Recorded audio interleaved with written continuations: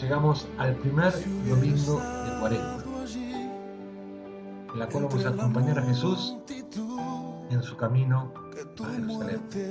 Camino que sí es de cruz, que es de sufrimiento, que es de muerte, pero que concluye con la resurrección. Camino de dolor que lleva a la gloria. Camino de dolor, niebla que lleva a la luz. Camino que nos conduce con Jesús a todos a la Pascua. Vamos entonces a ver un poquito ahora esto que es la Pascua. Y lo primero que nos vamos a preguntar es ¿por qué la cuaresma dura 40 días? El miércoles de ceniza vimos que comenzaba la cuaresma y se extendía hasta la mañana del jueves santos. Son 40 días. ¿Por qué 40? Primero porque es un número simbólico. ¿De dónde extraemos su simbolismo? De la palabra de Dios, de la Biblia. Primero en el Antiguo Testamento. 40 días duró el diluvio. 40 días y noches de Moisés en el monte Sinaí donde recibió la ley. Elías camina hacia el Horeb, son 40 días, 40 años del pueblo de Dios en el desierto. Jonás, 40 días que predicó la penitencia en Nínive. Y también está presente en un Nuevo Testamento. Cristo es conducido al desierto para orar y ayunar, y dice el texto, durante 40 días, al término del cual el diablo lo tienta con la palabra de Dios. Así, el número 40 se convierte en un sacramento del tiempo. Los que se preparan para el bautismo y los penitentes que se han de reconciliar con motivo de la Pascua tienen en la Cuaresma un tiempo de conversión y de gracia, un camino espiritual que recorren iluminados por el fulgor de la Pascua. Son 40 días de prueba para prepararnos para recibir el don de la vida eterna, el don de la Pascua.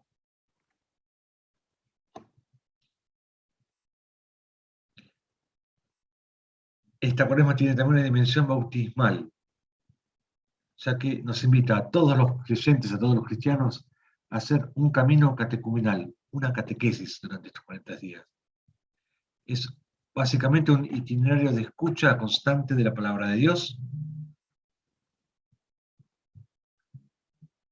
que nos compromete a una constante conversión, a una constante adecuar nuestra vida a la voluntad de Dios. Porque es a través de la palabra, fíjense, 40 días en el desierto, y el pueblo después recibe la ley, la palabra de Dios en el monte Sinaí. 40 días de Jesús en el desierto también. El diablo lo tienta y Jesús responde a sus tentaciones desde la palabra de Dios, porque no solo de pan vive el hombre, sino de toda palabra que surge y sale de la boca de Dios. En la transfiguración, cuando va al monte Sinaí, la voz de Dios dice, escuchen a Jesús, que es la palabra de Dios. Entonces, en este camino, en esta dimensión bautismal de la Cuaresma, la palabra de Dios tiene un lugar esencial, tiene mucho que enseñarnos. Y por último, ¿cómo entro en esta dinámica de la Cuaresma? La oración, el ayuno y la misericordia, la limosna. Los tres son resortes que mantienen viva nuestra fe, hacen que nuestra devoción sea constante y nuestra virtud sea permanente. Estas tres dimensiones constituyen, por así decirlo, la vuelta a la completa reconciliación. La oración nos devuelve la comunión con Dios. La limosna y la caridad nos reconcilian con los hermanos. El ayuno nos ayuda a dominarnos a nosotros mismos, a luchar contra las pasiones para adquirir la libertad espiritual. Nos reconcilia con nosotros mismos. Ese es el ayuno. Fíjense cómo las tres hace que nuestra fe se mantenga firme, devoción constante y virtud permanente. Son 3 propuestas que nos da la Iglesia para vivir, especialmente en esta Cuaresma.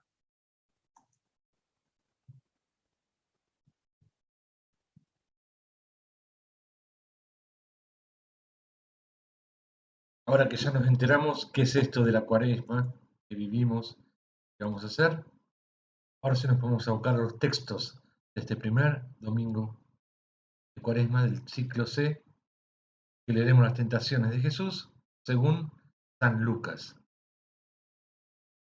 Tentar significa poner a prueba. En el desierto el diablo pone a prueba la confianza de Jesús en Dios. En este desierto de 40 días que recorreremos nosotros, nuestra fe va a ser puesta a prueba. Porque en la cuarentena, como leímos el miércoles de ceniza, es un camino interior de caras a Dios y no exterior caras a los demás.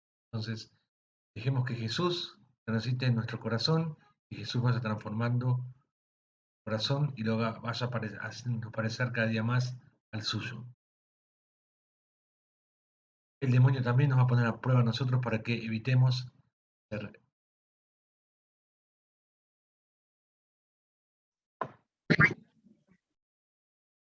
Y llegó el momento de comenzar la lección con la oración. Si vamos a ponernos en presencia de nuestro Padre. En nombre del Padre, del Hijo, del Espíritu Santo. Amén. Padre nuestro que estás en el cielo, durante esta época de arrepentimiento, tené misericordia de nosotros. Con nuestra oración, nuestro ayuno y nuestras buenas obras, transformá nuestro egoísmo en generosidad. Abrí nuestros corazones a tu palabra, saná nuestras heridas del pecado, ayúdanos a hacer el bien en este mundo, que transformemos la oscuridad y el dolor en vida y alegría.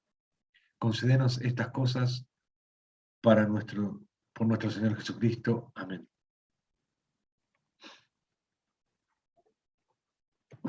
La primera lectura es tomada del libro del Deuteronomio, que es la profesión de fe del pueblo elegido. Lectura del libro del Deuteronomio.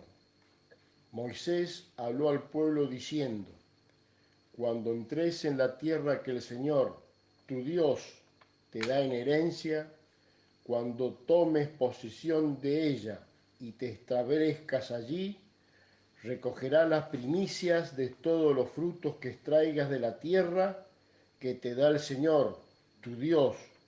Las pondrás en una canasta y las llevarás al lugar elegido por el Señor, tu Dios, para constituirlo morada de su nombre. El sacerdote tomará la canasta que tú le entregues, la depositará ante el altar y tú pronunciarás estas palabras en presencia del Señor, tu Dios. Mi padre era un arameo errante que bajó a Egipto y se refugió allí con unos pocos hombres, pero luego se convirtió en una nación grande, fuerte y numerosa. Los egipcios nos maltrataron, nos oprimieron y nos impusieron una dura servidumbre. Entonces pedimos auxilio al Señor, el Dios de nuestros padres, y Él escuchó nuestra voz. Él vio nuestra miseria, nuestro cansancio y nuestra opresión, y nos hizo salir de Egipto con el poder de su mano y la fuerza de su brazo, en medio de un gran terror, de signos y prodigios. Él nos trajo a este lugar y nos dio esta tierra que emana leche y miel. Por eso ofrezco ahora las primicias de los frutos del suelo que tú, Señor, me diste. Tú depositarás las primicias ante el Señor tu Dios y te postrarás delante de Él. Palabra de Dios.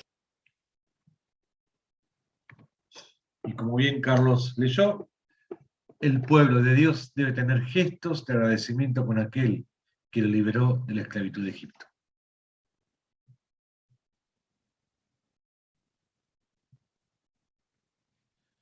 La segunda lectura es tomada de la carta a los Romanos y es la profesión de fe del creyente en Cristo. Lectura de la primera carta del apóstol San Pablo a los cristianos de Roma. Hermanos, Moisés escribe acerca de la justicia que proviene de la ley. El hombre que la practique vivirá por ella.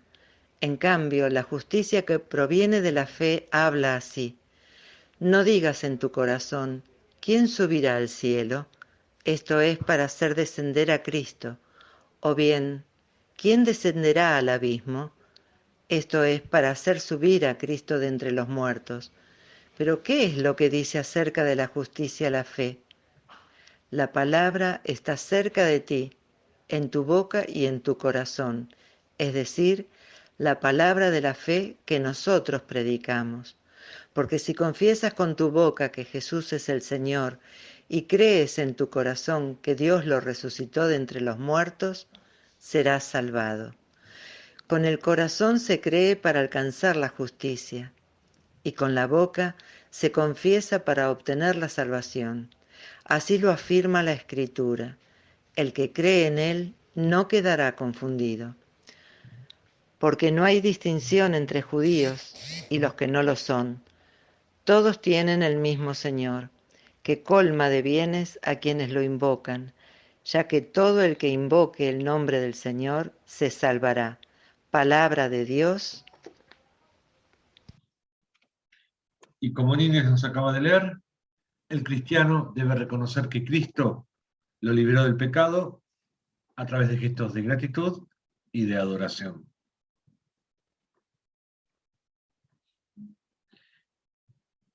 El Evangelio, hoy toca las tentaciones, es tomado del Evangelio de Lucas. Jesús fue conducido por el Espíritu al desierto, donde fue tentado. Tu palabra, Señor, es la verdad, y tu ley nuestra libertad. Tu palabra, Señor, es la verdad, y tu ley nuestra libertad.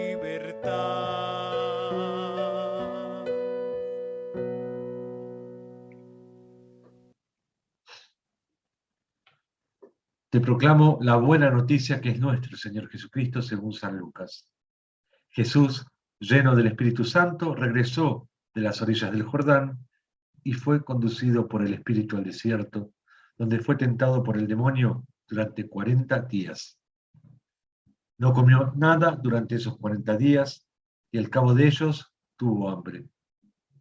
El demonio le dijo entonces: si tú eres hijo de Dios, manda a esta piedra que se convierta en pan.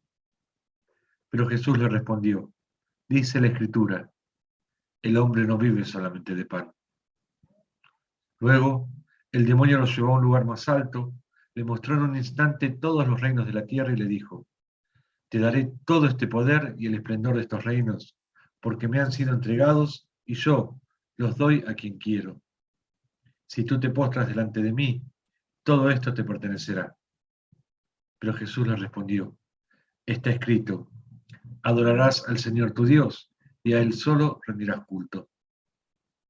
Después, el demonio lo condujo a Jerusalén, lo puso en la parte más alta del templo y le dijo: si tú eres hijo de Dios, tírate de aquí abajo porque está escrito, Él dará órdenes a sus ángeles para que ellos te cuiden. Y también ellos te llevarán en sus manos para que tu pie no tropiece con ninguna piedra. Pero Jesús le respondió: está escrito, no tentarás al Señor tu Dios. Una vez agotadas todas las formas de tentación, el demonio se alejó de él hasta el momento oportuno. Palabra del Señor.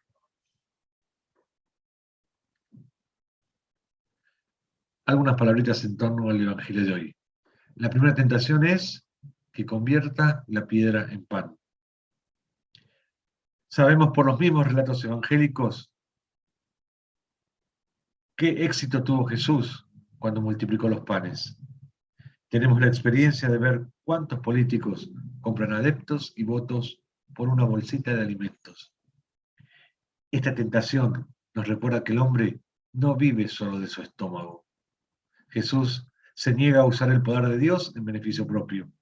Él sabe que vino a anunciar el reino de Dios, por más que esto le traiga mala fama, desprecios y le haya costado la propia vida. La segunda tentación gira en torno al poder y la gloria. Es lo que el diablo le promete a Jesús para que lo adore. Es también el camino más fácil de conseguir la aceptación de todos y la buena fama. Vivir un cristianismo light que se adapta a las necesidades del mundo. Jesús consiguió ese poder y esa fama con la obediencia al Padre. Es un camino más angosto que no sigue la opinión de la mayoría, sino que se guía por la voluntad de Dios. Y la última tentación era justamente tentar a Dios. El diablo pretendía que Jesús pusiese a prueba al mismo Dios para ver si cumplía lo que había prometido.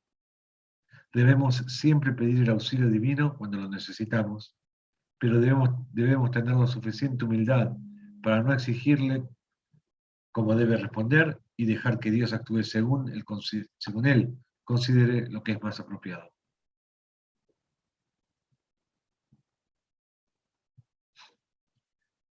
Y como siempre, acá tenés en paralelo los tres textos: el Antiguo Testamento a tu izquierda, el Nuevo Testamento a tu derecha, el centro del Evangelio, perdón, y el Nuevo Testamento, las cartas paulinas, a tu derecha. Pausa el video, lee los textos y deja que Dios te hable a través de estos textos.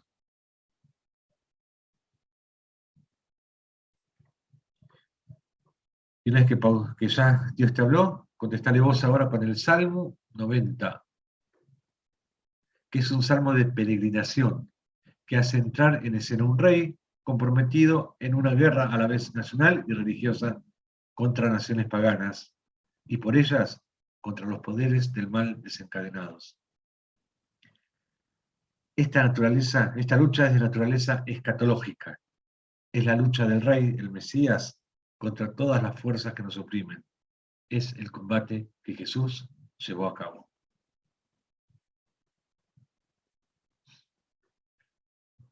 Las posibles lecturas. La primera es con Israel. En hebreo el verbo reposar del segundo versículo significa pasar la noche a la sombra del Altísimo. Como Salomón cuando venía a pasar la noche en Gabaón, como Saúl que solicitaba un oráculo antes de dar una batalla decisiva, el rey de Israel viene a pasar una noche en oración en el templo. Y hacia el final de la noche de oración, Dios toma la palabra para pronunciar un oráculo solemne y anunciar al rey la victoria.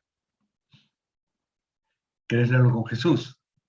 Después de 40 días de oración y de ayuno, pasados en el desierto, cerca de Dios, justo antes de emprender su gran combate escatológico, Jesús es tentado por el mal. Satanás necesita este salmo: échate de lo alto del templo, porque Dios prometió que enviaría a sus ángeles para llevarte en sus manos y que tu pie no tropezase contra ninguna piedra. Jesús oró realmente este salmo, y esto es poco decir, él lo vivió. Y la lectura con nuestro tiempo. El mal se despliega, pero Dios está presente en el corazón de la historia y el mal será en un día definitivamente vencido. Certeza de la victoria de Dios a la que estamos asociados. La abundancia de imágenes sucesivas nos da idea de la amplitud de la contienda. La red del cazador, el mal pernicioso, los terrores de la noche, las flechas que vuelan en pleno día, el mal que ronda en la oscuridad. Es el más peligroso, que nos dice su nombre, el mal solapado, la trampa nocturna. Las calamidades del mediodía, la desgracia, el peligro, la víbora, el escorpión, el león, el dragón. Esta última palabra denomina eminentemente al mal.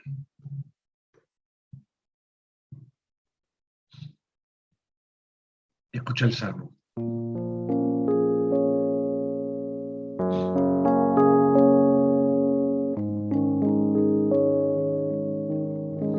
En el peligro peligro, Señor, estás conmigo, conmigo. En el peligro, Señor, estás conmigo, conmigo.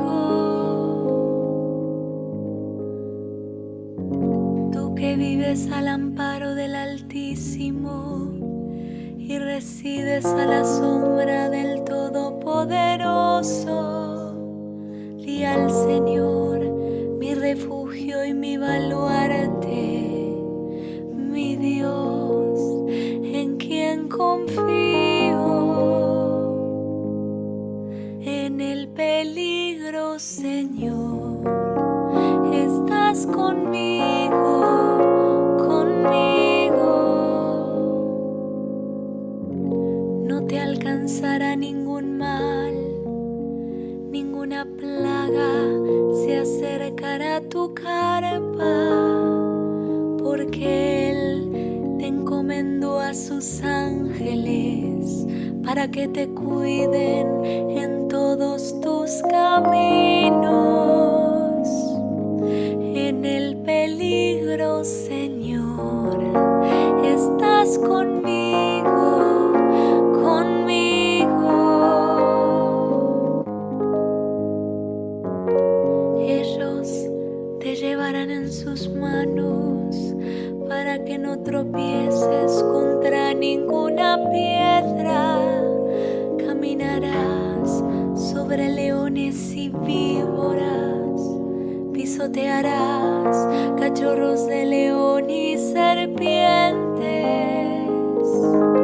En el peligro, Señor, estás conmigo, conmigo.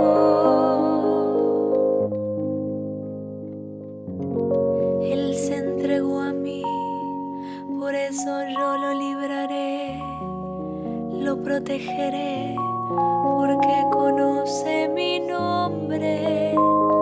Me invocará y yo le responderé. Estaré con él en el peligro, lo defenderé y lo glorificaré. En el peligro, Señor, estás conmigo, conmigo. En el peligro, Señor, estás conmigo, conmigo.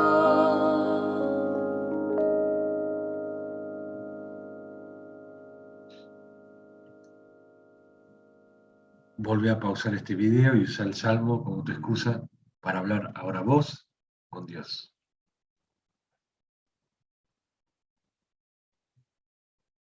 Y para terminar esta oración, vamos a hablar a Dios con humildad y confianza cantando el Padre Nuestro.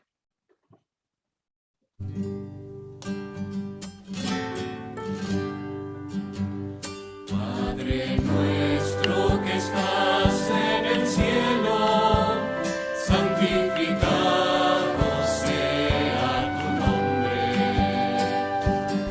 Venga a nosotros tu reino y hágase tu voluntad,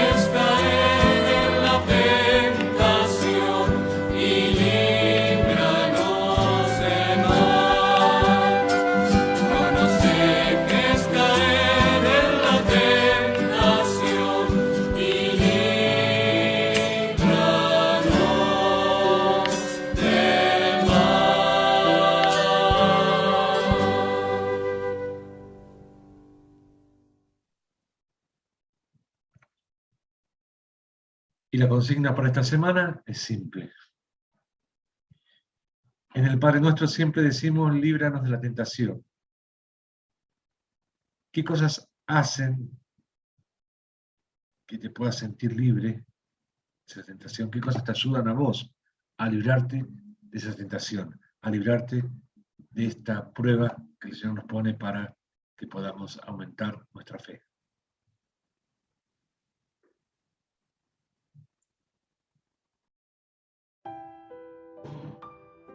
Solo me queda dejarte mi bendición y desearte una muy buena Pascua.